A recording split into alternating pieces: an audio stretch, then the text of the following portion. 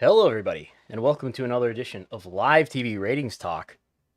I'm Brandon Thurston, broadcasting live and on demand from Buffalo, New York, where it's a beautiful day out. It is 52 degrees according to my computer, but it was 69 degrees Fahrenheit on the ride home today. I'm gonna start sweating pretty soon. You can see the sun shining on my shoulder here. But anyway, enough about the weather. This is not the Weather Channel. This is not live weather talk. No. This is live TV ratings talk. And the Dynamite rating just came out. Short of 1 million. No 7 digits here. But 993,000. A 0.38 in the demo. 0.38 in the demo. A full 10 points lower than Raw this week. But how does that compare to recent weeks? Total viewership pretty much in line, just hovering right around 1 million viewers for the last 4 weeks for AEW Dynamite. The demo, more fluctuation, but well within the range of where Dynamite's been in recent weeks. Getting no closer to Raw, by the way. A 0.38. That's the equivalent of just under 500,000 viewers in the demo. A really high portion of the viewers last week were in the demo for Dynamite. This week, what is that by percentage? Oh, we're going to bust out the calculator already. Let's see, 498 divided by 993 is 50%. So that's about normal for Dynamite. Half in the demo. If we use my magic formula and put it to the gauges here, we're doing a median of certain demographics. This magic formula would tell us that this was a pretty good, slightly better than normal Dynamite. What about the rest of the programs for this week, or within the last 7 days, I should say?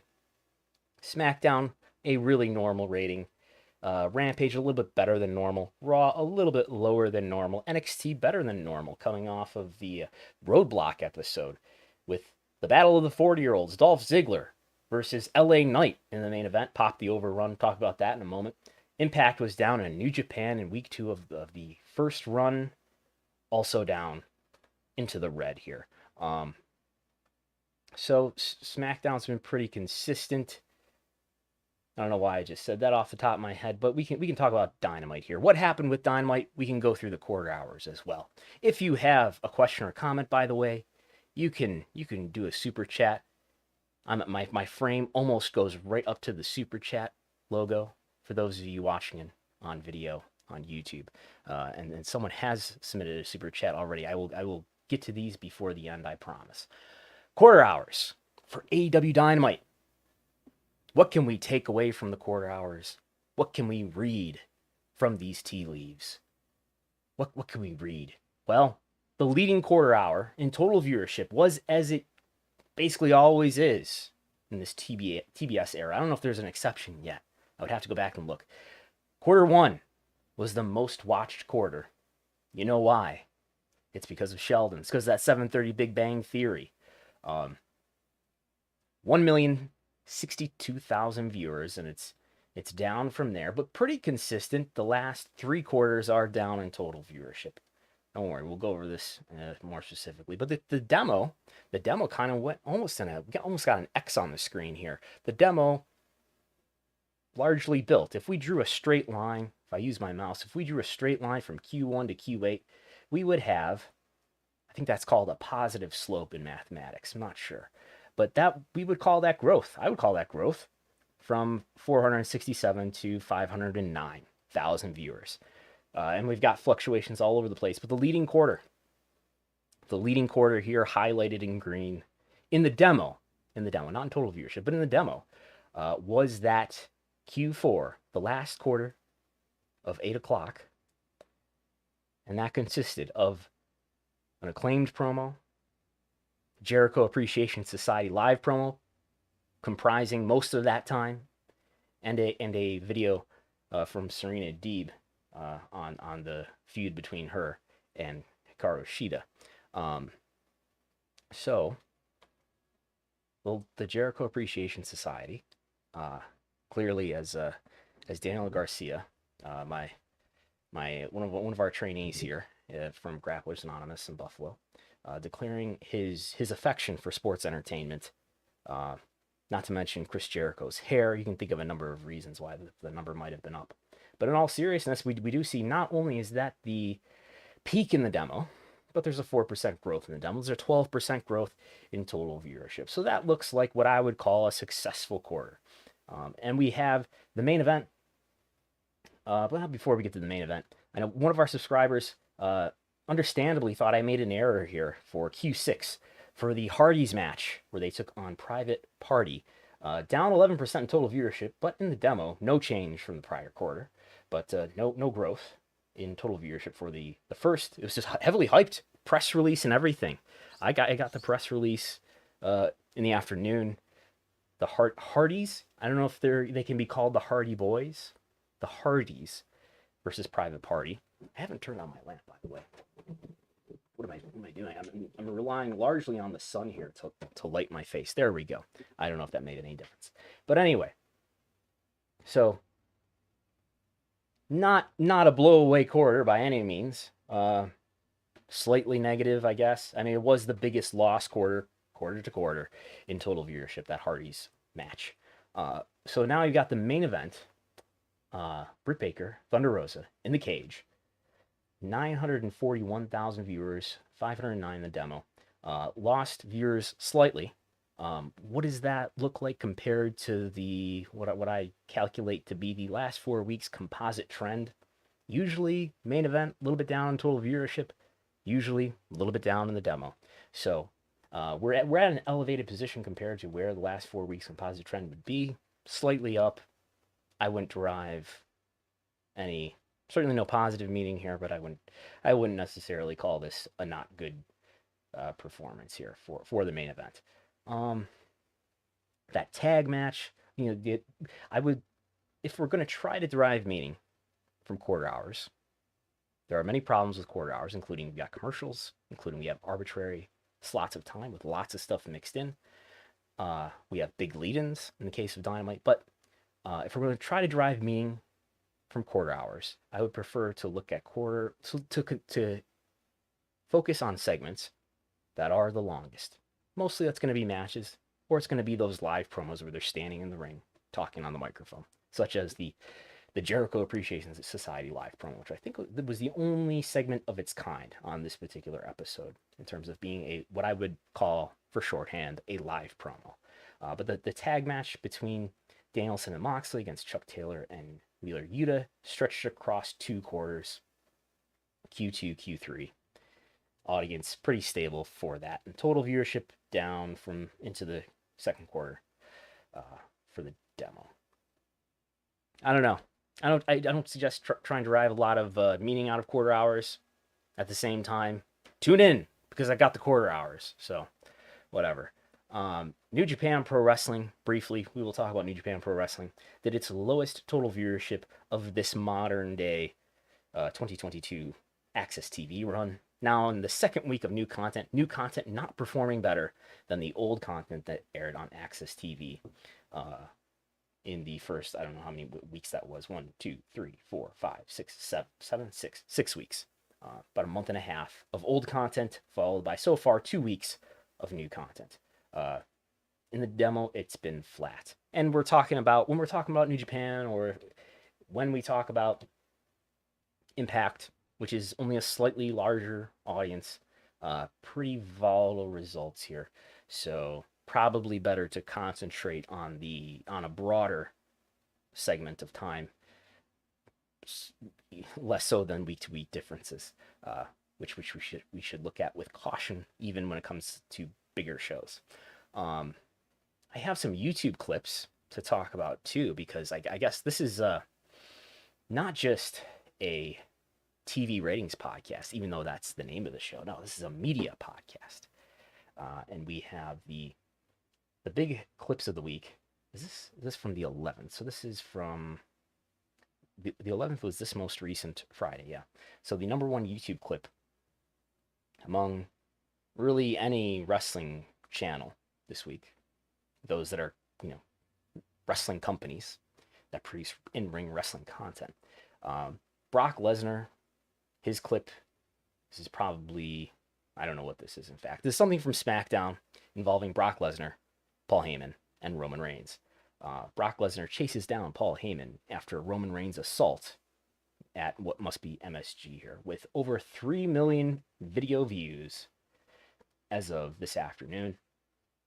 That clip is almost 6 days old, but just within 24 hours, it collected 2 million views, more than any other clip this week by a good stretch. And we've got a Scott Hall tribute video coming in at number 2 with currently 2.6 million video views, collecting 1.7 of those in the first 24 hours. We've got an old segment between The Rock, Austin, and Hulk Hogan.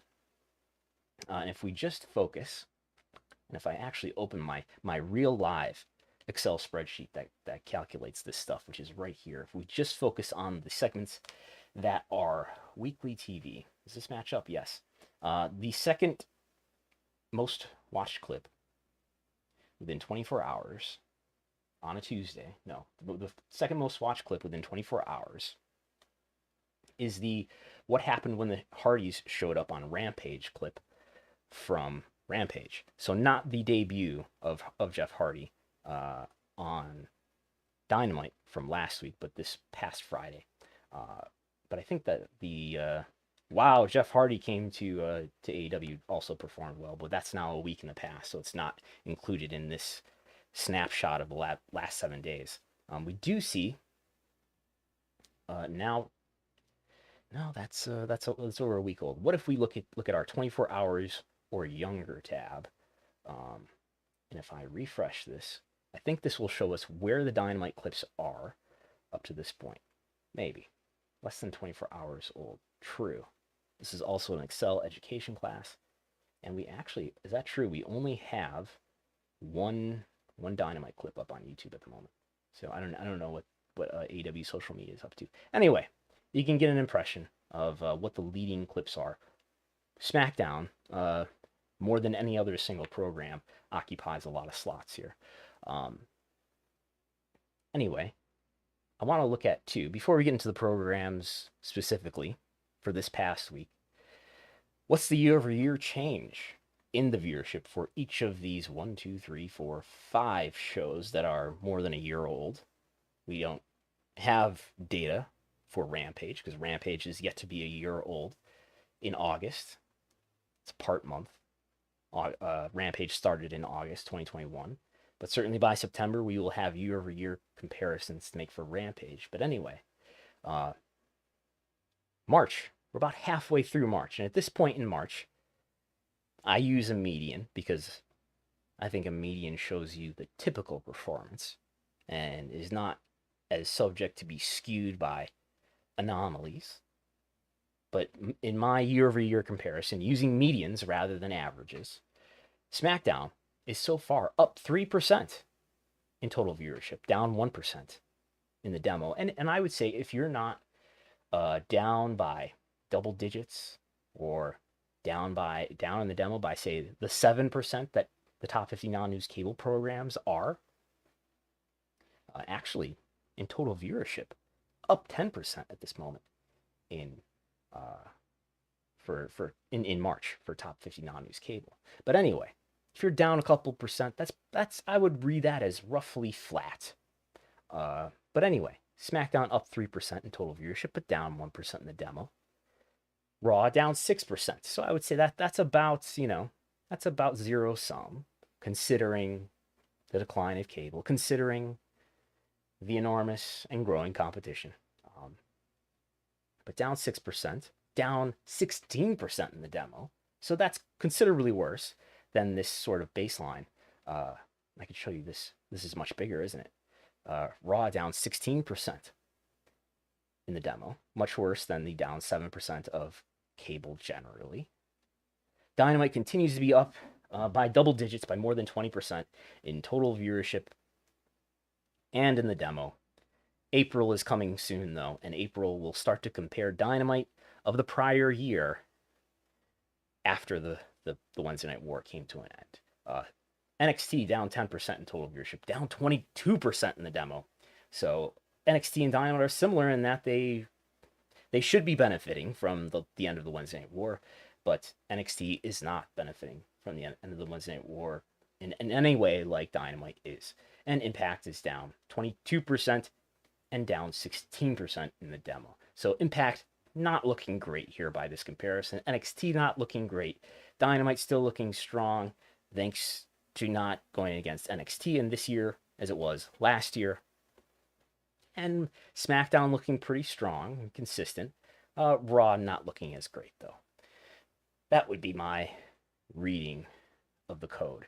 And in fact, Dynamite. This is in the younger half of the demo here that we're looking at now, where Dynamite is up 70% apparently year over year at this point in March, but it's been up by as much as 80% in January.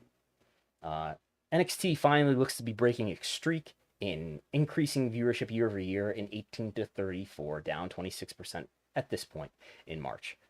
Raw down 18%, so that looks a lot like how it looks 18 to 49, but SmackDown up 4%. So SmackDown, another sign that SmackDown is doing well. There's those things. So let's go ahead and look at Raw. Raw, we kind of talked about year over year. This episode of Raw this week, consistent viewership across the 3 hours, which is rare. Hour 3, more watched overall than hour 1. Hour 3, more watched in the demo than hour 1. In fact, we see, I think it was in 18, no, not in 1834. Was it in male viewership? Yes. In male viewership in the demo, viewership grows throughout from a 0.60 in men, 18 to 49, 0.60 in hour 1, 0.66, 0.67 in hour 3. So that viewership grew and grew, which is usually not the case in total viewership and in the demo. Usually the difference between hour 1 and hour 3 is, somewhere in the neighborhood of 8%, 5%, the mid to high single digits, sometimes as high as 12%. So here's this week up here where it's not red, and most of these weeks down here, with some exceptions. The demo is more generous. The total viewership, which largely includes people over the age of 50, a lot stronger attrition, which is just a fancy word for decrease, loss in viewership, into the 3rd hour. The quarter hours for Raw. What was the leading quarter for this week's Raw in total viewership? It was the live promo between Seth Rollins, with Seth Rollins, Kevin Owens, and Sonya Deville. It also included about half of the Mysterios versus the Hurt Business match. That was the leader in total viewership. That was at the very top of the hour. I might be getting quarter hours regularly here, no promises, but as we collect these, I probably in fact have enough of a trail behind us now to do a 4-week composite trend like I do for the AEW shows, and I should start to calculate this soon for WWE shows too, so we can know, for example, if it's the case, I would guess that it is, if it's the case that Q5 is usually pretty good because that's the top of the hour. We got a lot of viewers tuning in from other shows that ended at 8:59, so that might be a factor in helping a quarter like this, in addition to the content, be the most viewed quarter of the show. Now Q9, the top of the 10 o'clock hour, not the 10th hour of Raw. No, we're not quite there yet. But at the top of the 10 o'clock hour, the leader in the demo is this quarter that included a commercial break, a live promo with RK Bro and the Street Profits, and the Riddle versus Montez Ford match, and another commercial break, in fact. That built on the growth in the demo from the prior quarter. That included part of the Bianca Belair versus Doudrop match and a post-match angle between Bianca Belair and Becky Lynch. So there you go. Usually we see, again, we don't have a 4-week trend here, but usually we see viewership, especially in this last hour, trend downward, but pretty consistent relative to what Raw usually looks like. And total viewership in the demo looks somewhat similar, right? And we we went over which one was the leader in either. So, and what by the way, was the strongest 4-week delta of the week for any one of these programs. These smaller demos, like female viewers 18 to 34, tend to be more volatile. We have in NXT, that demo was up 65% for NXT this week. On Friday for Rampage, it was up 41%. So we tend to see more aggressive demos in smaller audiences. Hesitate to analyze and derive meaning from 1 week's data point. But in any of the larger data points, we see a 20% increase for NXT and a 17% increase for Friday's Rampage. Anyway, NXT did a pretty good rating relative to what it's been doing lately. I believe this was the highest rating for NXT in either total viewership or the demo since January. So you can pop a rating, and let's bring up those quarter hours. You can pop a rating and do a really strong overrun. Look at this. 687,000 viewers. 687,000 viewers on a show that averaged 624. So a pretty strong last 8 minutes here for this LA night. And Dolph Ziggler match. Reminds me of the time when Mitsuharu Misawa put the belt back on himself after Naomichi Marufuji just wasn't cutting it. I think that's how that went in the mid-2000s, late 2000s, something like that. Anyway, that was the peak in total viewership. In the demo, the peak in the demo was the top of the 9 o'clock hour with the live promo from Tommaso Ciampa, him being interrupted by Tony D'Angelo. And that quarter saw a 16% growth in the demo. We also saw, it's interesting to point out too here, like look at the difference in Q1 to Q2 compared to something like Dynamite in Q1 to Q2. I don't know what the lead-in is for NXT. I'm sure it's some sort of investigative crime show, procedural drama on USA at 7 o'clock, probably an hour long.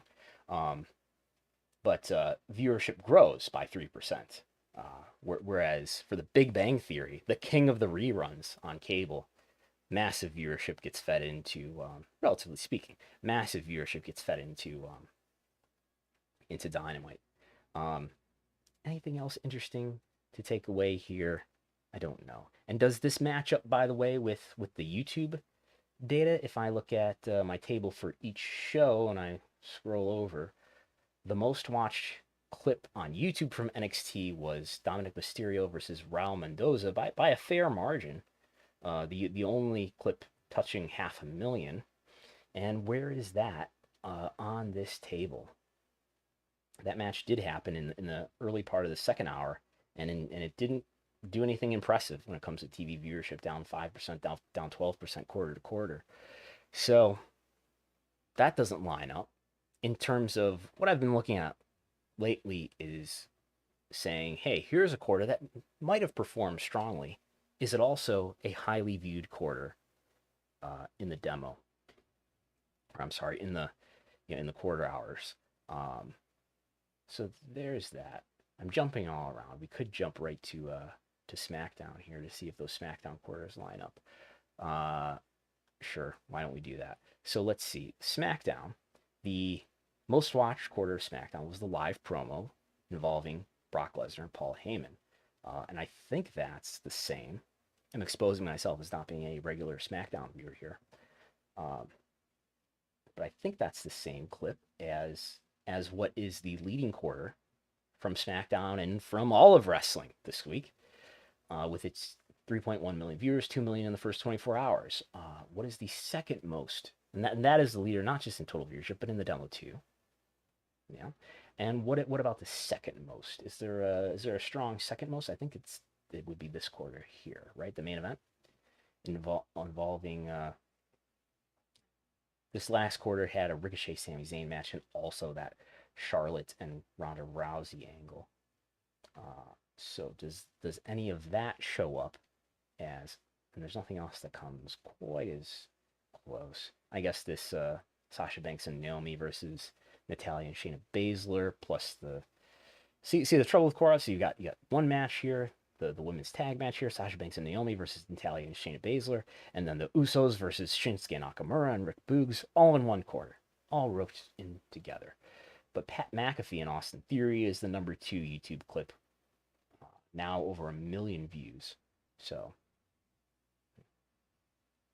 anyway, there's that. Rampage. I've got a new chart to share with you. That is Rampage. And what we see here is, of course, this massive peak way up here for episode 2, where CM Punk made his debut. And what we've got here, at least in the way that this scale is drawn, and I guess we could limit this to 500,000 or something like that, or I guess 750,000 or something like that. But this looks pretty stable when you look at it from this scale. Not really going all over the place. Maybe a slight gradual decline from, say, the fall to now. But total viewership, mostly, with some exceptions, mostly over 500,000. Demo is going to be about half of that for AEW. So similar, 250,000. Mostly over 250,000. So that's what the trend of Rampage looks like. The quarters for Rampage always start out big, early in the night. We still got some people awake here at 10:01, and then declining as the show goes on. We do see some growth here, though, for the Swerve Strickland versus Tony Nese match in total viewership, but flat, and the only quarter sequentially that's flat for Rampage. So there's those things. That managed to take up 27 minutes of time.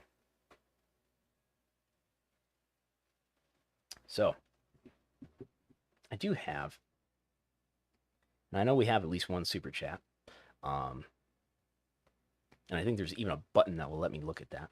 I do have to share with you, I've got some more data on viewership broken down by percentage across race demographics.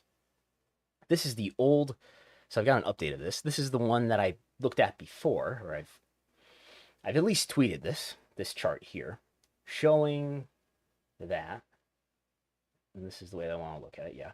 So showing that W programs have a larger percentage of non-white viewers, have a larger percentage of black viewers, and Hispanic viewers are more comparable, maybe. And this, by the way, what we're looking at here is July 1st through September 12th. So that's most of Q3, right? Most of Q3 of last year. And Raw, SmackDown, NXT, all, correct? I guess Raw and Rampage are tied in terms of both having 15% of their audience are Hispanic viewers, but black viewers, a much greater percentage, even of Impact, but over 20% of Raw viewers, NXT viewers, SmackDown viewers, over 20%, about a quarter, 26% in the case of SmackDown, are black viewers. And how does that compare to the population generally? Population generally, according to Nielsen, 13% of the population in the United States are black people, 19% are Hispanic people, 7% belong to another race, and 61% are white people. So Rampage, in terms of its percentage of black viewers, is right on par, right? Rampage and Dynamite, under what the percentage of Hispanic viewers are for Hispanic people. And in the case of Rampage, white people, it's about right on par. Anyway, this is from Q3 2021. I have new data, which looks similar. And that's what that looks like. So let's look at what the actual differences are, because we could stare at these things and yeah, there are differences, but what exactly are they? Tried to visualize them here. And we've got what? I guess the question is, and this is a question that I raised to Tony Khan on a media call before Revolution, is AEW has a smaller percentage of its viewers who are black viewers. So does that mean that the sort of just the total available market, and yes, it's disproportionate to the population generally, which we can see illustrated here, right? Where you've got WWE over-indexing with black viewers here relative to the population generally, relative to the population of people who are watching television on cable during prime time. I know SmackDown's not a cable program, but all the other ones are. Uh, so is that just the total available market of wrestling fans, or what's happening here? And is there any change now over time? Now we've got, as part of Tony Khan's response to that question was pointing out how many black wrestlers they're pushing and things that they're trying to do to address this. So is there any difference between Q3 2021 and most of Q1 2022? I didn't mention what time frame we're looking at here. January 1st to March 13th. January 1st to March 13th. So most of Q1. Most of Q3 of last year versus most of Q1 of this year. And we see Rampage is up 4%, an increase of 4 percentage points with black viewers. Hispanic viewers down 2% for Rampage. Other race viewers down 3%, and white viewers up 1%. Dynamite down 2% with black viewers, up 1% with Hispanic viewers, and down 0%, basically no difference with other races, and up 2% with white viewers. I should point out, as I say these numbers, this doesn't necessarily mean that viewers have actually increased or decreased. We're only talking about the percentage of the audience. So it could well be the case, let's say, that more white viewers increase and that brings everybody else's percentage down, or it could mean that more black viewers or Hispanic viewers are decreasing and that brings the percentage of white viewers up. So that's what's happening. SmackDown, basically no change, but it is up 2% with white viewers. And Raw looks to be the flattest of them all in this comparison. Impact, maybe Impact, again, because it has a smaller viewership, smaller volume of viewership, there's more volatility here. Nielsen, of course, is a sample, not a total measurement of every viewer, but Hispanic viewers down 6 percentage points for Impact, but up 2% with black viewers, up 3% with white viewers. So there's that. Maybe some volatility there because it's Impact, but I would not call this like progress in terms of capturing a larger percentage of black wrestling fans, I guess. Looks to be Rampage. The Rampage difference is pretty encouraging, right? Over a time when, if we're thinking about Q3, which is July to September, that's about half of that period. About 1 month of that period, in fact, includes Rampage. So that's only that 1 month period. So not a full amount of time in that period of time versus this period of time that's being compared against. But up 4%. But if anything, the Dynamite viewership has only consisted more of white viewers as it was in July to September. Again, that's comparing July to September to January to March. So there's that. I will see. There is one super chat from CJW. Thank you for your super chat. Who says, for comparing ratings, should you use a median of quarter hours instead of the average quarter hours, since Sheldon equals ratings? That's a good point. I don't have more granularity here than what I'm showing you, though, unfortunately. So if we're talking about the quarter hours that's Raw, but what about AEW, which is especially the effect from Sheldon from The Big Bang Theory is especially pronounced in total viewership. In fact, it's not really noticeable at all in just looking at this line graph for the key demo, where the key demo grew as the show went on. But total viewership, and it makes sense, right? Because The Big Bang Theory is an older audience than Dynamite is. The Big Bang Theory, some weeks, can do like 1.7 million viewers. And that's while doing like a 0.35 or a 0.40 in the demo. So a lot of the viewers that are being captured into the early part of Dynamite from the lead-in tend to be older viewers, tend to show up more in total viewership rather than 18 to 49. Anyway, unfortunately, I don't have minute by minute. I don't have minute by minute data here that I could do a median on. Of course, it wouldn't reconcile to an average of the show. I guess a median of the show. Anyway, that would give, that's true, that a median would give us a better idea of what the typical measurement of viewers were during a given period of time, such as Q1 of AEW Dynamite on TBS. Big fan of you using medians. My dilemma is always that, is it as easy for everyone to quickly understand while being informative? Because then I start talking about like the median of the last four. What is he talking about here? Rather than just saying, oh, it's up from last week, in comparisons like that. Anyway, I think that's all. There are people fighting in the chat, I see, but we'll deal with that another time. But thanks to everybody for listening. We will be back on Sunday for Wrestlenomics Radio with Chris Gullo in this environment, not in person. I apologize for the less than good. Less than good, that's like a euphemism for not good, for bad. The bad audio quality, the audio quality was not great on the stream either. We will be back with Wrestlenomics Radio in the traditional remote setting, with good quality this Sunday, 11 a.m. Eastern. What are we going to talk about?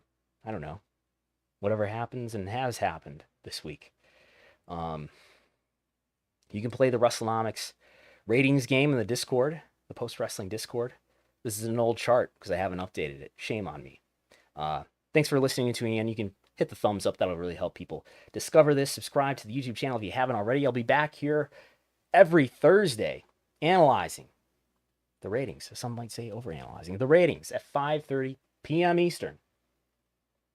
You can go to Post Wrestling store and get great things like the Wrestlenomics mug or shirt. There's other great shirts, including the Long and Winding Royal Road merchandise that you can find. And if you would like access to my TV ratings reports, come out every day. Lately, I've been reporting quarter hours to patreon.com/Wrestlenomics. You also get access to the audio of this show. That'll be coming up soon. Thanks for everybody for tuning in. I will talk to you all next time.